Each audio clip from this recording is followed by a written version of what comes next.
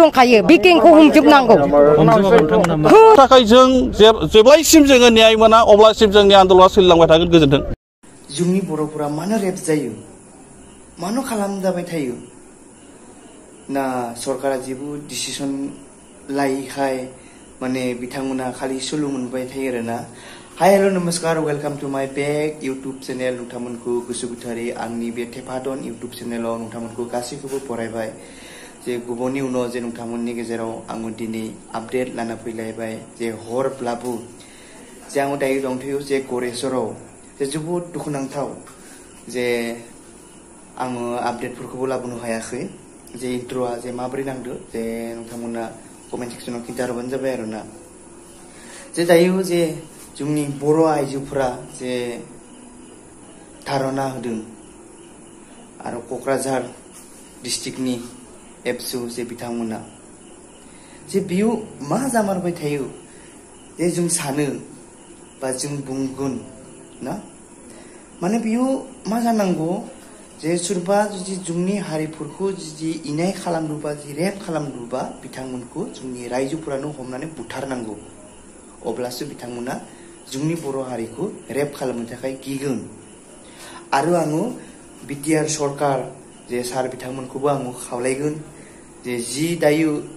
2025 जे इलेक्सन जागोन जे बेवहाय जे जोंनि बर'फोरा जे खौसे जानांगौ अब्ला खौसे जायोब्ला जे जानिखि बिटिआरनि सरकार जे सार बिथांमोना जे जोंनि बर' जि जायोब्ला माने बुंनाय लोगो लोगो बिथांमोना बे खामानिखौ मावनांसिगोन आरो मावथारनांगोन मावाबाथ' जानाय नङा ना बेनिखायनो आं सानो जे इउपिपिएल बिपिएफ ना जे बिथांमोना मोननैयाबो माने गोरोबलायनानै माने गेलेनांगौ जे बिजेपिया जे जानिखि हेमन्त बिश्व शर्मा मामा जे बिथाङा बुंदों जे बिटिसिआव माने बिथांमोनाबो माने बाहागो लानाय जे बिथाङा बे सिस्टेमखौ माबोरै खालामगोन जे बिटिसिआव जे बर'फोरखौनो माने केन्डिडेट दिखांगोन बियो अब्लासो माने बर'नि भटआ जे बिथाङा मोनगोन जे आङो बिनि सायाव बांद्राय बुंला जे खौसे जानांगौ जे गुबुन हारिया लोगो लोगोनो धारना होगोन निउस होगोन होनाय लोगो लोगोनो इनकाउन्टार माने गुलि खालामनानै बुथारना होयो जोंनि बर'निखौ मानो बुथारा बियो मा जोबोद दुखु नाङो आरो दिनै जोंनि बर'नि जानिखि छात्र खन्था जे एबसु जे सार बिथांमोना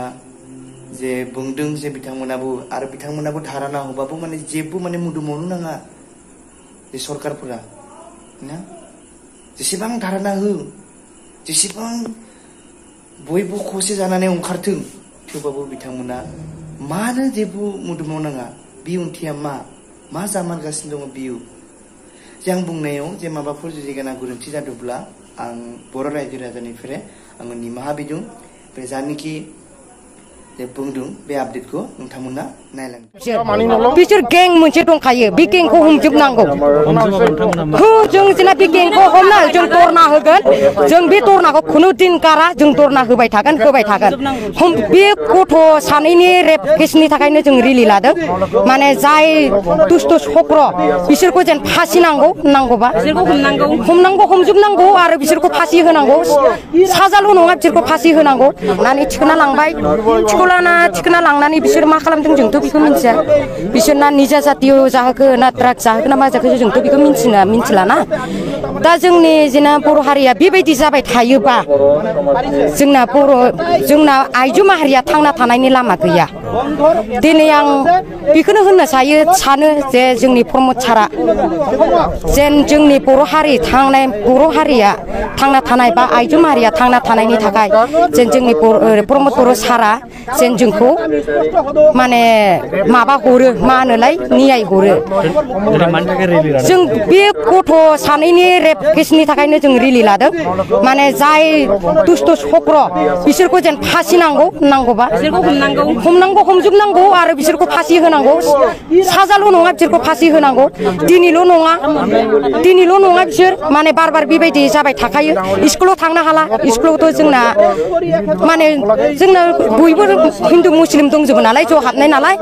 दा दिनै हिन्दु मुस्लिम ज' हाबनायाव दिनै खिन्थु स्कुलावबो बिसोर स्कुलाव हाबा जेब्ला स्कुल टिफिन टाइम जायो टिफिन टाइमावहाय बिसोर लोगो हमहैयो सब समाय माने स्कुलनि बाउन्डारि खाथियाव माने बिसोर गथ'आ थांनानै थाबाय थाखायो बेबायदि गुन्डागिरियावथ' दाथ' बर्थमान बुरि होननो हानो जोङो दाथ' हमनायाथ' साथामल' मोनदों नालाय बिसोरथ' गोजौ आरो दंबावो बिसोर गें मोनसे दंखायो बे गेंखौ हमजोबनांगौ जों जेना बे गेंखौ हमना जों दरना होगोन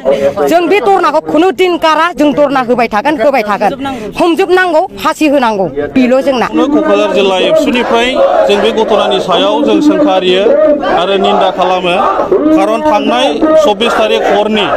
11टा बाजा समाव दा सानै जे हिनजावसाफोर माइनर बेखौ जे दिनै बुरखायनानै लानानै थांबाय जाय बिथांमोननि जे लोगो दा जोङो मिथिनाय बायदियै जा माने दिनै प्रशासना जि माने एरेस्ट खालामदों जि जामाल खान शेख आब्दुल्ला आरो नुर आलम दा दिनै बिथांमोनखौ दिनै हमबाय आरो बिथांमोननि लोगोखौ दिनै हमनानै दिनै पुलिसा आयेन बायदियै दिनै साजा होनांगौ आरो बिथांमोनखौ फास्ट ट्रेक कर्टआव लांनांगौ होननानै जोङो क'क्राझार जिल्ला एबसु हिसाबै जोङो दाबि खालामदों दिनै प्रशासना बिथांमोननि सायाव गोबां दुरबलता दङ आरो दुरबलता बे बाथ्राखौ जोंनो फोरमायबाय थादों मा कारनाव बिथांमोननि सायाव दिनै दुरबलता दङ दा दिनैहाय दिनै गोबां बेबायदिनो घटनाया जाबाय थाबाय दा थांनाय समाव जा गवालपारा जिल्लायावबो दिनै जादों दिनै जोंनि उन्दै हिनजावसाखौ दिनै रेप खालामदों बिनि बिदाखौ दिनै बुथारदों आरो दिनै गुबुन जायगायावबो दिनै बेबायदि रेपआ दिनै जादों आरो दिनै तुर्सिबिल बे ओनसोलावबो दिनै उन्दै गथ'खौ दिनै बुरखायनानै लानानै थांनानै दिनै रेप खालामदों दा बेखायनो जोङो प्रशासनखौबो जोङो बुंगोन बे केसनि सायाव दिनै जि माने साजा होनांगौ बिनि थाखाय बिथांमोनखौ साजा होनांगौ आरो बिथांमोननि जि लोगोफोर दंबावो बेखौ दिनै बिथांमोना नागिरनानै दिनै एरेस्ट खालामनानै दिनै आयेननि बेबस्थाखौ लानांगौ होननानै जोङो दिनै क'क्राझार जिल्ला एबसुनि बानजायनायाव गोबां दिनै दल संगठननि दैदेनगिरिफोर दिनै गुबुन हारिनि संगठननि दैदेनगिरिफ्रा दिनै बाहागो लाफैदों आरो दिनै जोंहा जोङो बे रिलिनि गेजेरजों दिनै जोङो बे जाथायनि सायाव न्याय मोननांगौ होननानै जोङो दाबि खालामदों आरो जितियालागै बे माने दाबिया पुरन जाया जोङो बे समसिमहालागै जोङो बे जाथायनि सायाव जोङो दाबि खालामलांबाय थागोन आरो जेरैखि जाया बे जाथायनि न्यायखौ जों मोननांगोन होननानै जोङो दिनै प्रशासना जि दुरबलता खालामदों बिनि सायाव दिनै जोङो फिननायखौ जोङो लुबैयो मानि दुरबलता दङ प्रशासना मा खारननि थाखाय दिनै दुरबलताया दङ दिनै जोंनि बे रिलिखौबो होबथानो थाखाय बिथांमोना बिराद माने खायदा कौशल खालामदोंमोन दिनै बे रिलिखौ खालामनो मोना होननानै प्रशासननिफ्राय बिराद टेलिफनिक भाबै फन दा मा दं बे दुरबलताया दा दिनै गावसिनि जे मावनो गोनां खामानिफोरखौ मावनो हायैनि थाखाय दिनै लाजिनाय मोनदोंमोन निस्सय दा बेनि थाखाय जोङो बिथांमोनखौ अराय सम जोंनि बे ओनसोलनि रायजो राजाफोरनि थाखाय आरो गुबुन ओनसोलाव जिहेतु बे जाथाया जाबाय थादों दिनै जोंनि ट्राइबेल माहारिनि सायाव जे दारि गोलावफोर माने जि माने खखाव दारि गोनांफ्रा गांसो गोनांफ्रा जि माने बे जाथाय जोंनि बर' बा ट्राइबेलफोरनि सायाव जे जोंनि माखासे मानसिफ्रा जे बेबादि जाथायखौ मावबाय थादों जों माब्लाबाबो सहायनो हाया आरो जों सहाया दा बेनि थाखाय जों जेब्लायसिम जोङो न्याय मोना अब्लासिम जोंनि आन्दोलना सोलिलांबाय थागोन गोजोन्थों।